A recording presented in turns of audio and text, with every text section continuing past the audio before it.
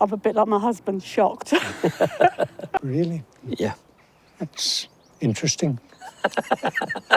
Well, we often get medals brought to the roadshow, but rarely do we get groups as wonderful as this, which contain not one, but two decorations for gallantry. Are these from your family? Grandfather. And your grandfather was Company Sergeant Major Robert Moyes Distinguished Conduct Medal, awarded the Military Cross, which is that one, for conspicuous gallantry and initiative on the 8th of August 1918, when his company commander had become a casualty, and although wounded himself, he took command and led the company through a dense fog, machine gun and shell fire. In the mist, they passed by a battery, which opened fire on them with a machine gun. This warrant officer rushed it by himself, capturing it and the battery of field guns with 1 officer and 20 men. He showed splendid leadership, courage and endurance. Oh, that's absolutely wonderful. Yeah. It's not surprising that they awarded him this decoration, which was for junior officers of captain and below and warrant officers, already on the top of his Distinguished Conduct Medal, which he had got in 1917 for consolidating a company position. So he was obviously a great man of action. Oh, yeah. And He's 5'4". 5'4". Yeah. And a medical reject at first. He had to fight to get in. I don't suppose the Germans didn't know what it hit, you know, coming out of the mist. So, but the rest of the group is also very interesting, because you get a Elizabeth II Meritorious Service Medal and the 3 typical First World War medals, yeah. The 1914-15 Star, the Victory Medal and the War Medal, and then we get into the Second World War, and at the end are various foreign medals. And I think that when you get a group that is as good as this, it's always worth framing it, and particularly framing it with a picture and also the citations. These are now getting very fragile. Yeah, he didn't take care of them. You can see he punched holes in them and stuck them on the file. You know where some people hang them on the wall. Yeah, he probably thought nothing of it. No, he used to tell me, and he would never let me write anything about him when he was alive. You often find that incredibly brave people just think, you know, it's the sort of thing they do every day, and they're always very modest and retiring. I know it's always difficult to put a monetary value on one man's courage, but have you thought what they might be worth? No, never. Well, I think that because there are... I wouldn't sell them anyway, so... 2 of them, 2 decorations and this wonderful picture and the citations, I think that these are worth between £1,500 to £2,000. They really are a super group, and thank you very much for bringing them. Thanks very much. Now, we have a career that starts in 1900 and finishes at the end of World War II. So we're talking some 45 years worth of active service at some point. We start with this one here, and that is the China Medal, 1900, for the Boxer Rebellion. This was when the Boxers, a secret society, really attacked Europeans within China under the Dowager Empress's command. And a multinational force went to China to relieve the Europeans who were there. Then we can see the 1914-15 Star, British War and the Victory Medal, the classic 3 medals from the First World War. What did he do in the First World War? Well, he was in the first cruiser squadron and was at Jutland. Yeah. And of the 4 cruisers, only 1 survived. His, in fact, sank the following day. And for that, he is awarded the Distinguished Service Order. Now, that is a gallantry award. It goes the Distinguished Service Cross, the Distinguished Service Order, and the Victoria Cross. So it's very close. Now, he then has this wonderful thing down here, which is a Russian Order of St. Stanislaus. Where did he get that? That was the White Russian campaign of 1919-21, and he commanded what was an aircraft carrier. Can you tell me anything more about the decoration? So it is a Russian award of Imperial Russia. I had a look on the back because some of them are silver gilt, but the very rarer ones are solid gold. And is that gold? That's the solid gold one. So you have a very, very nice St. Stanislaus. They were awarded for bravery. This is a military one because it has the crossed swords through the Red Cross. Then we move on from there, and now we see that he's in World War II. I can see that he is in the Atlantic, and he also has the class France and Germany, which means he's part of the Normandy landings as well. And then we see a mention in dispatches, so another gallantry award. What did he do for that? When he was recalled, he was in his 60s in 1939, and he was put in command of an armed merchant cruiser, the Alcantara. This one here? Yes, which actually had been built in Belfast. They engaged a German surface raider in July 40 and managed to knock their guns out of action, but a lucky shot put the Alcantara's engines out of commission, so it was a draw, really. It's a superb set of medals. 45 years covered, with basically 3 gallantry decorations as well. Incredible. But then the Russian aspect as well. I mean, this man has truly covered the planet in action. Have you any comments to make about maybe renewing the ribbons on the medals? Yes, don't ever do it. They are gorgeous, just the way they are. However, if you were the medal collector and you wanted to buy them with those faded ribbons, you're going to have to pay £10,000 for them. Really? Yeah. That's interesting. Thank you very much. Thank you very much. That's most interesting. The medals that we have here today are not medals that we usually get to see, not only on the roadshow, but anywhere really. We have the 1916 medal, which is the medal that takes precedent over all other Irish medals, and that is for the Easter Rising of 1916. Yeah. And then you have the 1917-1921 service medal, and you have them with the class Comrac. Now, forgive me if I've said that wrong, but to me that means combatant. So they were fighting people. They had arms that they carried. You have 2 sets. Who did they belong to? They belonged to my grandmother's aunt and uncle. There were 3 siblings who participated in the Easter Rising and then in the Irish War of Independence. This Easter Rising, this was the moment when the Dublin Brigade set about mobilising themselves to actually take over parts of Dublin, to actually stand up against the British forces. And it started on that Easter weekend and went through for a whole week. They fought with quite a small contingent, really. There weren't thousands and thousands, but by the end of the week, the British had brought in something like 16,000 soldiers, a gunboat, and indeed artillery. So this isn't going to be something that the British are going to put up with.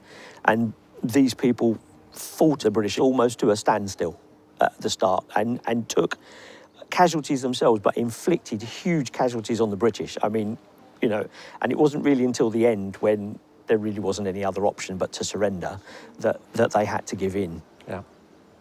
So where were they? What part did they play? My aunt was in the GPO. The GPO, so that's the General Post Office. Yeah. With Pádraig Pearse and James Connolly. And her 2 brothers had service in St Stephen's Green and Fumbley Lane. What unit was she in? She was in the Fairview Brigade of Common the Man, which was the female equivalent of the Irish Volunteers. So these are really big parts of the Rising. Yeah. This is the main centre, part of the action, really. What happened to them after the action, after that week of fighting? Well, I know that my aunt was arrested after the surrender in the GPO, but she was released shortly afterwards. One of her brothers was sent to Frongach, which was an internment camp in Wales, where a lot of the rebels were after the Rising, and one of them managed to avoid capture and went on a run and ended up in Ballymena, of all places. So quite an exciting action for them, really. The medals themselves came out in 1941. Yeah. But we have this armband as well, so tell me what the armband was. The armband would have been given to participants of the Easter Rising prior to the issuing of the medals. And it's very faint, but it actually says 1916, and there's some sort of a badge in the middle. I mean, it's an incredible little thing. You should have another group of medals as well. Do you know what happened to those? I don't know what happened to them. But this has still survived. Yep. Now, they do have a value. And I think because one of them is a lady, that's rare. I think they would be worth £20,000. Jeepers. They are an incredible set to two of three proud subjects of Ireland. So I'm amazed to see them, truly. And thank you so much for showing us. You're very welcome. Very surprised.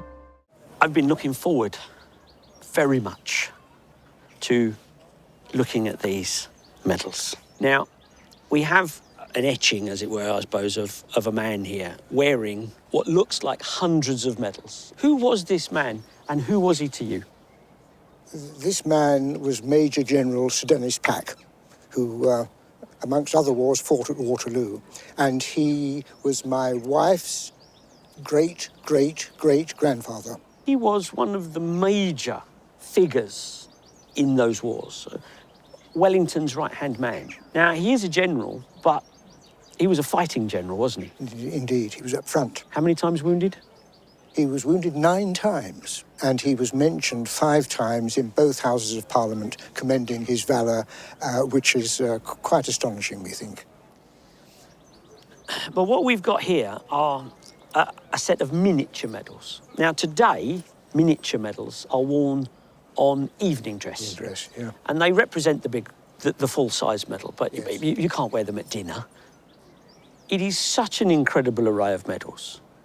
And in his day, they were made of gold, and they were made of precious metals and real diamonds. So that thing around his neck is a rare medal in itself. It's the Army Gold Cross. Yeah. It was given to general field officers. Yeah. People like Wellington have one of these. The actual cross itself has the names of 4 battles Yes. inscribed in amongst the arms. And then the clasps on the ribbon represent another battle. Now, he has the 4 battles on the medal, and then he has 7 clasps. Now, there's only 2 men who ever got 7. He's one of them. You have the Order of the Tower and Sword. You have the Waterloo medal over here. Yes, yes. And then a representation of the Army Gold Cross with the 7 clasps. They really are unusual. They were made by a jeweller called Hunt and Roskill. So the general himself died in 1823. Yes.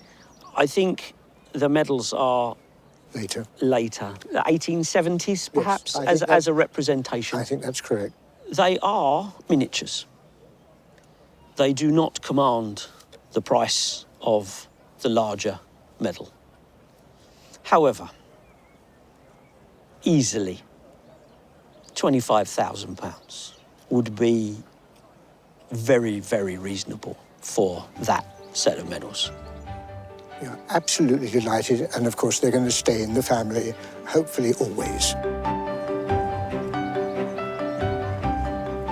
I thought it was quite fantastic. I think to see Mark's reaction to those miniatures was quite remarkable. We see them many times during the day, and we look at them and enjoy them. This is a unique moment on the Antiques Roadshow.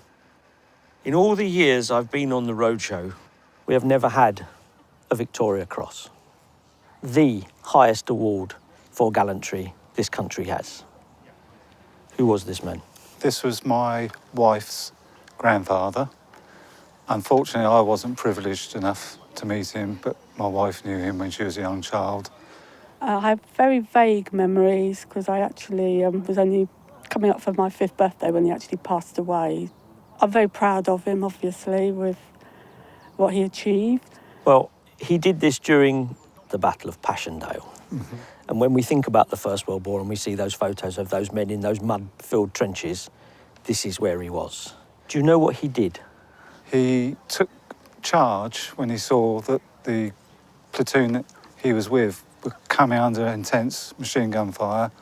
A lot of them got cut down, including the commanding officers.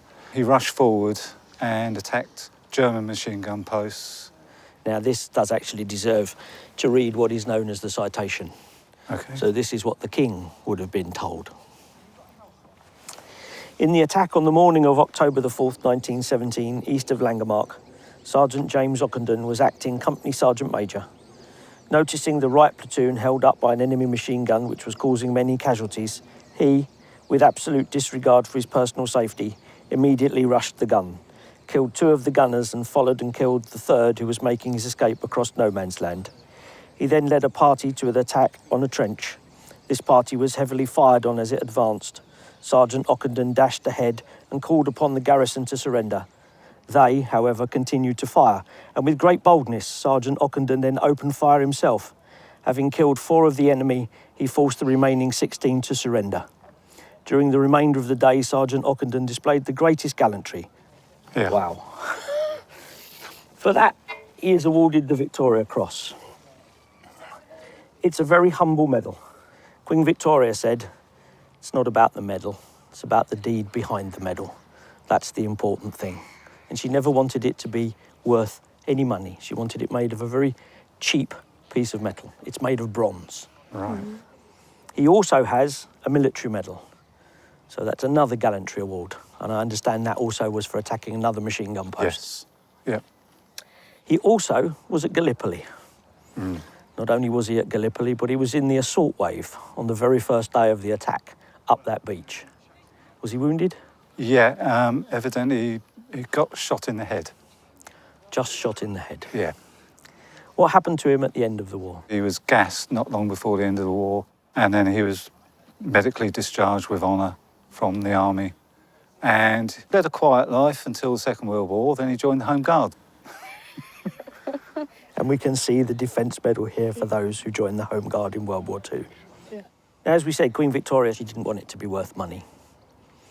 They do have a value. You any idea what they might be worth? Not really. It's something that will never leave the family. 250 to 300,000 pounds. God. I didn't think it would be that much. Easily. I need a stiff cup of coffee. I'm a bit like my husband, shocked. I didn't expect that at all. We'll be returning the medals to the bank. We're keeping them in the safety deposit box there. I think that's probably wise. Yeah. That day, he deserved that. Thank you. Thank you.